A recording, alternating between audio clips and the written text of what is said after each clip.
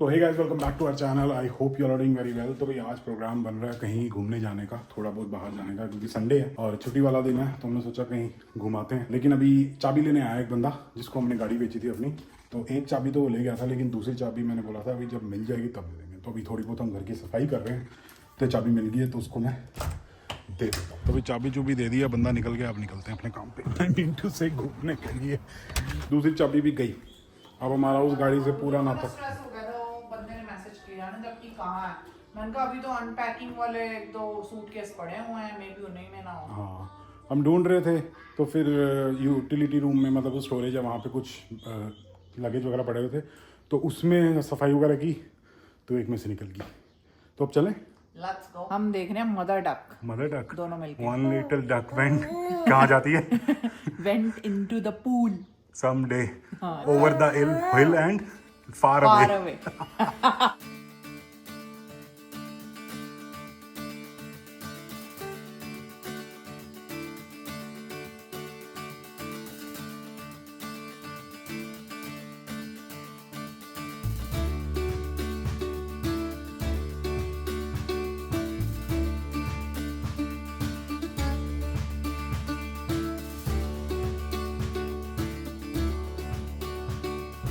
So guys, थोड़ी सी धीरे boarding क्योंकि मेरा बच्चा सो रहा है। सो हम पहुंच चुके हैं, ऑलमोस्ट पहुंच नहीं चुके हैं। We are just going on a drive.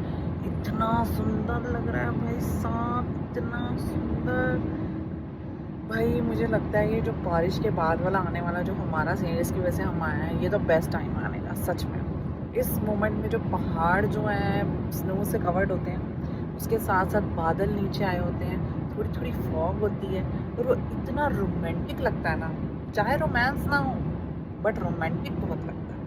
But बड़ा ही अच्छा लग रहा है। अभी आगे जाते हैं, थोड़ा सा रुकते हैं तो आपको दिखाएंगे कि कैसा लग रहा है।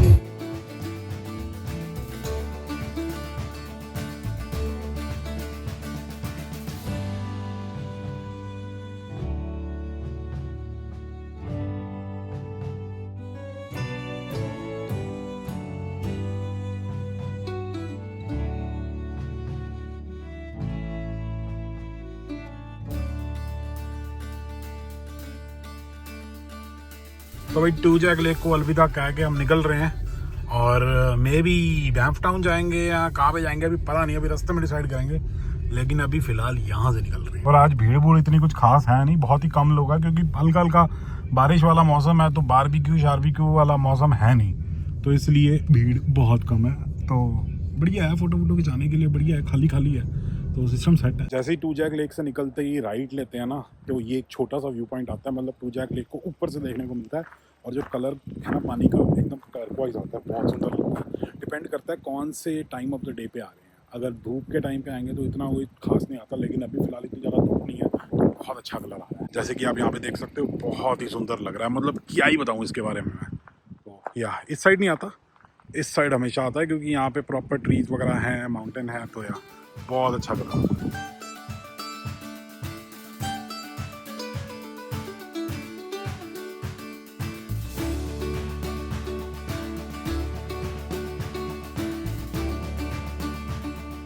भाई यहाँ पे जो एक बो फॉल्स है ना बैंफ टाउन के पास, मेरे को देखने आना था क्योंकि भाई साहब यहाँ पे तो प्रॉपर एकदम फ्लडिंग हो रखी है बहुत। मतलब फ्लडिंग इन द सेंस काफ़ी ज़्यादा पानी ऊपर आ रखा है। थोड़े टाइम पहले हम आए थे, मतलब महीना 2 महीना पहले, जब दिलजीत का शो देखने गए थे अपने फ्रेंड के साथ, तब तो भाई साहब बहुत कम था पानी। हम तो इसके अंदर पैदल चल रहे थे, लेकिन अब पानी काफ़ी ज़्यादा ऊपर आ गया है।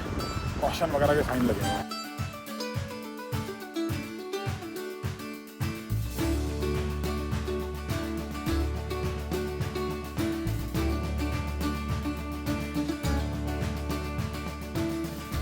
थोड़े दिन पहले मैंने रील देखी थी, तो कुछ लोग ऊपर जो रिवर है ना, आई थिंक बो रिवर है, तो उस पे अपनी जो भी क्या कहते हैं राफ्ट वगैरह है वो चलाते हुए आ रहे थे, बोट राफ्ट वगैरह।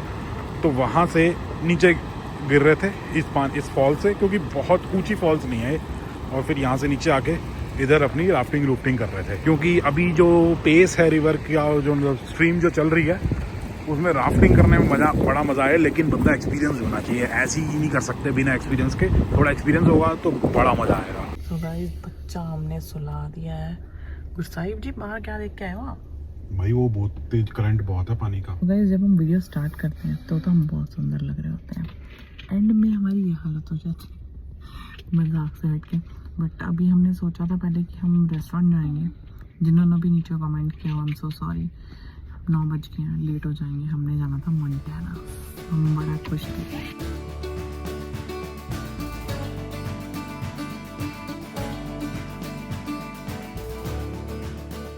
तो भाई हम आए हैं अपना तवा वॉक से ऑर्डर उठाने के लिए, क्योंकि ये हमें काफ़ी बढ़िया लगता है। इसका खाना काफ़ी स्वाद भी होता है और it's like not too expensive, तो बढ़िया हिसाब किताब है। सिटिंग इनके पास इतनी ज़्यादा नहीं है, नॉर्मल है, लेकिन हाँ पिकअप करने के लिए बढ़िया है। लेकिन हाँ बैठ के भी खाना है तो खा सकते हैं, थोड़ी बहुत सिटिंग तो है। अभी हमने ऑर्डर किया था नूडल्स एंड कोई कोफ्ता करके, पनीर का कोई कोफ्ता है, आई डोंट नो, मैंने कभी नहीं खाया तो पहली बार ट्राई करेंगे।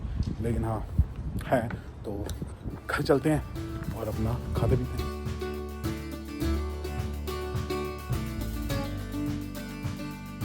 भाई हम घर तो आ गए थे सामान वगैरह लेके, और भाई साहब जो पकवान है वो तो बहुत ही बढ़िया लग रहे हैं। जो चाउमीन है वो बहुत बढ़िया लग रही है, और क्या है कोफ्ता, पनीर का कोफ्ता क्या होता है, मैंने तो पहली बार सुना है। पनीर का कोफ्ता क्या चीज़ होती है यार, तो वो भी देखते हैं क्या है, खोल के भी देखते हैं। चाउमीन तो भाई साहब बहुत ही बढ़िया लग रही है यार। और जो रोटी वाला हिसाब किताब है वो हम घर पे ही करेंगे, वो हमने बाहर से नहीं ली है। रीज़न मेरे को भी नहीं पता क्यों, वैसे हैं क्यों, वो नान होता है ना, मैदा मैदा सा होता है। आटा गूंदा हुआ था, अगर नहीं गूंदा होता तो मंगाती। अच्छा ठीक है। मैं इतनी अच्छी भी नहीं हूँ अच्छा कि मैदा होगा, होता रहे फिर मैं क्या करूँगी।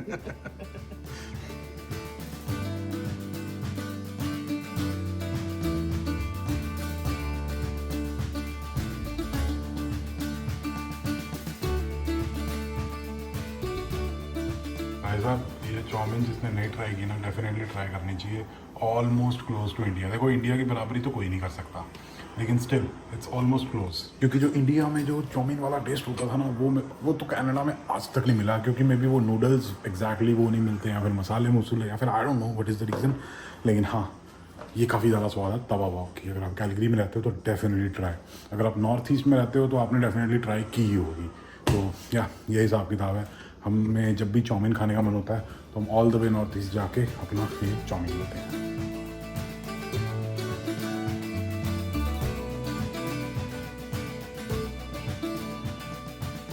इतनी स्वाद लग रही है ना। एक तो स्पाइस लेवल मैंने ज़्यादा डलवा लिया, मज़ा आ गया। तभी मैं सोचूं थोड़ी सी पहले से ज़्यादा स्पाइसी है। बहुत मज़ा आ गया। अभी तो कोफ्ते भी पड़े हैं, रोटी भी खाएंगे। कितना खाएंगे वैसे हम? फिर कहेंगे मोटे हो गए। कोई बात नहीं, चलता मजे है। करो। देखो सैटरडे संडे सब चलता है। हाँ, कोई फिर दिक्कत मंडे नहीं। ट्यूसडे भी सब चलता है। नहीं only Saturday and Sunday. Let me eat. ऐसा लग रहा है शादी वाले कैमरा मैन मेरे मुंह पे आ गए। सो गाइज अब क्या कहते हैं, हमने रात को तो सारा इंतजाम कर लिया था बढ़िया मजेदार। बट एक क्वेश्चन का आंसर सब लोग मांगते हैं कि आप आरवी ट्रिप करके आए थे, आपने वीडियो नहीं बनाई ताकि आपको भी आइडिया हो जाए। तो हमने सोचा पहले हमने आरवी का क्या प्राइस है, किस तरीके से क्या क्या करना है, हमने सोचा था पहले उसकी डेडिकेटेड वीडियो बनाएंगे अभी थोड़े दिन में। बट बड़े सारे कमेंट्स हैं तो मुझे अच्छा नहीं लगता कि कोई बार बार पूछे और हम कहें कि अभी जब हम बनाएंगे, तो this is not a good thing. तो हमने जो आरवी थी वो फ्रेजर वे है ना, फ्रेजर वे से भी नहीं, कनाडा ड्रीम से गई थी। फ्रेजर वे, कनाडा ड्रीम और कारमा आरवी, ऐसी बहुत सारी कंपनीज है जो आरवीज वगैरह रेंट आउट करती हैं, अलग अलग प्राइस पे मिल जाती हैं। सीजन पे डिपेंड करता है, ऑफ सीजन है, ऑन सीजन है। अगर बिल्कुल कोर पीक सीजन के टाइम लोगे, जैसे कि ये अगस्त जुलाई वगैरह हो गया, जो भी फिलहाल चल रहा है, वो बहुत एक्सपेंसिव होती है। थोड़ा सा ऑफ सीजन में लोगे लाइक मई अप्रैल या फिर अक्टूबर वगैरह में जाके तो थोड़ी सस्ती मिल जाती है। मतलब $100, $80, $50 पर डे के हिसाब से भी मिल जाती हैं। तो आपको डील्स वगैरह देखनी पड़ेंगी, क्या चल रहा है, उनसे बात कर सकते हो।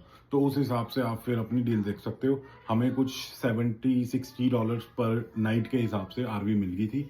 लेकिन ये मैं ऐड करना चाहूँगा कि पहले जब हम आरवी ट्रिप करते थे, मतलब 1-2 बार की है जब हमने पिछले 1-2 सालों में, जब हम ओंटारियो से आते थे, तब मेरे को पर्सनली वर्थ इट लगता था कि हाँ करनी चाहिए, क्योंकि 50, 60, 70, $80 पर नाइट में अगर आपको आरवी मिल जाती है और प्लस आप गैस डलवाते हो तब ठीक है। लेकिन अब जो गैस के प्राइस है ना वो बहुत ज़्यादा हो चुके हैं। प्लस जब आप बीसी के अंदर एंटर करते हो तो और ज़्यादा गैस महंगी होती है, लाइक $2 प्लस पर लीटर है, which is very very expensive. तो जो आरवी होती है वो बड़ा इंजन होता है, उसके अंदर V8 लगा होता है, जो बड़ी आरवीज होती हैं, तो वो बहुत ज़्यादा पेट्रोल पीती हैं। टैंक भी ठीक ठाक साइज का ही होता है, तो काफ़ी महंगा पड़ जाता है। तो हमारी गैस, हाँ, $300 का गैस फुल होता है, तो हमारी कुछ $750 की गैस लगी थी।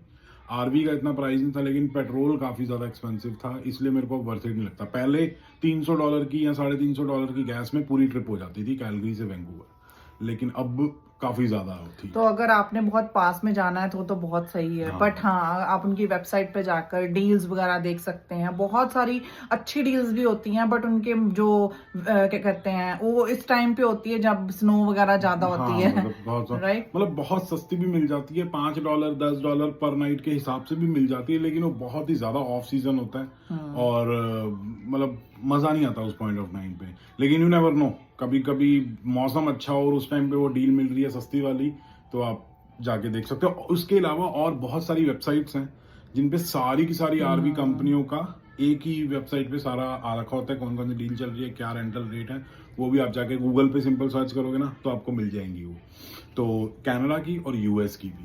यूएस जाना फिर ये से आरवी नहीं, मेरे को, मैं अभी जाना चाहूंगी। आपने देखा होगा कि हम जितनी भी बारी गए हैं, 3-4 बारी, हम हमेशा मई में गए हैं। थोड़ा ऑफ सीजन होता है हर जगह पर, पूरी ग्रीनरी भी नहीं आई होती और पूरी सर्दियां भी नहीं होती और गर्मियां भी नहीं होती, तो हमें थोड़ी अच्छी डील्स मिल जाती हैं। अगर हमें अभी जाना पड़ जाए ना तो गुरसाहिब जी कभी भी ना लेके जाएं। हाँ, अभी तो बहुत महंगी पड़ेगी, 2-2.5 हजार पूरी ट्रिप का पड़ जाएगा, सिर्फ आरवी प्लस गैस भी लगेगी। और एक और चीज, एक टिप देना चाहूंगा कि जब आपके पास अगर सामने दिखाई दे रही हो कि ये सारी आरवीज है, ये इतनी तारीख से इतनी तारीख के लिए अवेलेबल है, या फिर इतनी तारीख को आप पिक कर सकते हो, जितना आप लेट करोगे और अगर वो आरवी स्टिल अवेलेबल है तो जो कंपनी है ना वो और ज़्यादा एडिशनल बेनिफिट्स देना शुरू कर देती है, जैसे कि फ्यूल का कोई कूपन देना शुरू कर देंगी, या फिर और एडिशनल कुछ एमिनिटीज वगैरह ऐड कर देंगे कि चलो जी बिस्तरे ले लो, बर्तन ले लो, ये ले लो, फ्री में ले लो। तो जितना लेट होता है और आरवी अगर अवेलेबल होती है तो और बेनिफिट्स मिल जाते हैं कि $250 का फ्यूल का वाउचर दे दिया या फिर $500 का फ्यूल का वाउचर दे दिया, तो ऐसी चीजें भी मिलना शुरू हो जाती है। तो ये तो हो गया आरवी और गैस के प्राइसेस। गैस बहुत महंगी है तो पर्सनली मेरे को वर्थ इट नहीं लगता अब आरवी पे ट्रिप मारना। लेकिन मैं देख के वो शांत क्यों हो गया। उसके बाद बात आ जाती है कैंप ग्राउंड्स की। अब कैंप ग्राउंड्स भी ऑफ सीजन में थोड़े सस्ते होते हैं, लेकिन अगर पीक सीजन चल रहा हो तब भी इतने कोई एक्सपेंसिव नहीं होते। $50, $60, मैक्सिमम बढ़िया वाला $30 भी होते हैं। $30 में आपको नो सर्विस वाला मिल जाएगा, और अगर आप बहुत ही एक्सट्रीम बढ़िया लोकेशन पे चले जाओगे तो $70-80 का होगा। कैलोना के अराउंड जो कैंप ग्राउंड है वो थोड़े से महंगे हैं, उसके आसपास आगे पीछे थोड़े सस्ते मिल जाते हैं। विस्लर वाला कैंप ग्राउंड जो है वो इतनी बढ़िया लोकेशन पे है, वो कुछ $80 पर नाइट का था, मतलब जब हम पहले गए हैं, अभी तो हम गए विस्लर का जो कैंप ग्राउंड है। और उसके बाद क्या खर्चे आ जाते हैं, उसके बाद ग्रोसरीज वगैरह हो गई। ग्रोसरीज तो आप जो लेके जाओगे वो है, मतलब अंडे दूध $100-150 में तो आपको हफ्ते का बहुत सारा मिल जाएगा ना, तो वो आप साथ लेके जा सकते हो आरवी ट्रिप में। ये कोशिश करो कि रात में ट्रैवल ना करो, दिन में करो, अपनी कैंप साइट को एंजॉय करो। एंड या ऐसे मत सोचो कि खींचनी है, मतलब इस तरीके हाँ, से स्लो लेना पड़ेगा, क्योंकि जब हम गाड़ी पे जाते हैं हमें होता है यार फटाफट से खींच देते हैं, मतलब वो बॉय वाली चीज आ जाती है ना कि भाई गाड़ी खींच देते हैं, रुकना नहीं है ना। उसका ऑपोजिट है आरवी में, तो ये है कि आप छोटे छोटे टाउन्स वगैरह एक्सप्लोर करते जाओगे, मतलब हर आधे घंटे बाद कोई छोटा टाउन आ जाए तो वहां पे रुको, देखो क्या हिसाब किताब है, वो ट्रैवल का वो तभी मजा आएगा, राइट। तो ये करना होगा। उसके बाद अगर हमने एयरबीएनबी कितने का था, $60 कुछ, क्या $120 पर नाइट वैंकूवर वाला था ना। तो $120 पर नाइट, हमने 2 रातें रुके थे वहां पे, 2 नाइट्स रुके थे, तो ये था। और उसके अलावा हमने कार रेंटल की थी मर्सिडीज, उसका क्या प्राइस था, वो था $30 पर नाइट। $30 अरे गाइस, वो हमें कॉर्पोरेट डिस्काउंट, अब आप पूछते हो कि कॉर्पोरेट डिस्काउंट किस तरीके से मिलता है। जैसे कि हमने गाड़ी करी थी एंटरप्राइज से करी थी, चाहे मैं एंटरप्राइज से करूं और वो हर्ट से करूं और नेशनल से करूं, तो ये हमें कॉर्पोरेट डिस्काउंट मिलता है ऑलमोस्ट 55 क्या कहते हैं % ऑफ मिल जाता है। और कभी कभी तो खुद ये भी ऑफ सीजन में था, है ना। अगर गाड़ी ऑलरेडी 80 की थी पर नाइट, तो ऑब्वियसली वो 30, 35 या 32 की तो पड़ी जाएगी ना। तो इस तरीके से हमें कॉर्पोरेट डिस्काउंट मिलता है। तो काफी लोग पूछ रहे थे, तो आप भी अपनी कंपनीज में कंपनी की वेबसाइट पे जाके चेक कर सकते हैं, बहुत सारे ऐसे हैं जो देते हैं। और जब हम किचनर में थे ना, तो गुरसाहिब जी को आरवी वाली उस पर भी डिस्काउंट मिलता था। एक्सकर्शन पता नहीं क्या डिस्काउंट होता था। तो ये हो गया। उसके बाद फिर हमने मित्सुबिशी आउटलैंडर की थी, वो भी काफी सस्ती पड़ी थी। वो थोड़ी नहीं, वो $80 $80 क्योंकि मैंने जो गाड़ी की जो बुकिंग थी बहुत पहले करी थी, तब उसके रेट कम चल रहे थे। उसका $80 का एक और रीजन था कि वो थी वन वे रेंटल। अगर एक ही जगह से उठा के वहीं पे रिटर्न करते हैं ना, पूरा राउंड ट्रिप मार के, तो सस्ती पड़ती है। वो था कि भी हमने वैंकूवर से उठाई थी और कैलगरी के एयरपोर्ट पे रिटर्न की थी, तो वन वे चार्ज लेते हैं, तो हमें $80 पर डे पड़ी थी। इसलिए मैं एक रात में उसको खींच के ले आया था कि मेरे को एक और दिन का $80 ना देना पड़े।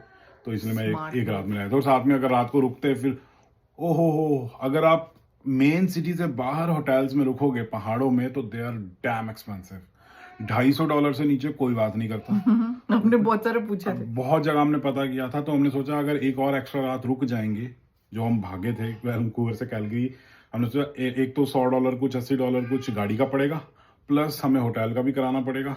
500 का खर्चा था। फिर हम सुबह होंगे तो ब्रेकफास्ट भी होगा, अगर फिर उसके बाद लंच भी होगा, फिर हम कहेंगे घूम लें सिटी। तो इसलिए ओवरनाइट हम निकल गए थे। तो ये खर्चा था। तो आरवी का कितना हुआ होगा, कुछ $200 हुआ होगा आरवी का। और पेट्रोल सबसे महंगा था $750। और ये हो गए कितने $1000 हो गए। $150 तक की हमने ग्रोसरी ली होगी, उसके ऊपर से $150 बाहर खा लिया होगा, तो $1500 कुछ हो गए। उसके ऊपर से गाड़ी का रेंटल, मतलब $2000 के अंदर अंदर हमारी। और हमने प्रोटेक्शन भी ली थी आरवी की, वो भी 200 प्लस प्रोटेक्शन, और वो वर्थ इट हो गई थी क्योंकि डैमेज हो गया। गाइस, हमसे रिकॉर्डिंग हम आपको दिखाते हैं, हमने पीछे कर रहे थे तो इतना बड़ा डेंट पड़ गया था। वो अंधेरा था इसलिए मैंने रिकॉर्डिंग नहीं की थी। तो ये सारा खर्चा हुआ था। अगर यही चीज हम ऑन सीजन में करते तो बहुत ज्यादा एक्सपेंसिव हो जाती, डबल से भी ज्यादा हो जाता। लेकिन थोड़ा सा ऑफ सीजन था, not too much off season, थोड़ा सा ऑफ सीजन था, तो थोड़ा सस्ता हिसाब किताब पड़ गया। तो ये हिसाब किताब है।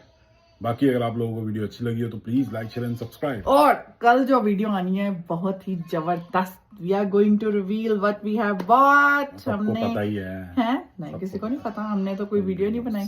सो कल हम वो वाली वीडियो डालेंगे। बाकी आई एम सो सॉरी अगर हम थोड़ी सी डिले चल रहे हैं, आप सब हमें समझ सकते हैं, वीडियोस को प्यार दे रहे हैं, थैंक यू सो मच। बहुत ही जल्द विद इन दिस वीक हम अपने रेगुलर व्लॉग्स, रेगुलर डेज में आ जाएंगे। कि कल का व्लॉग आप आज देखो, कबीर बुला रहा है। सो बाय बाय।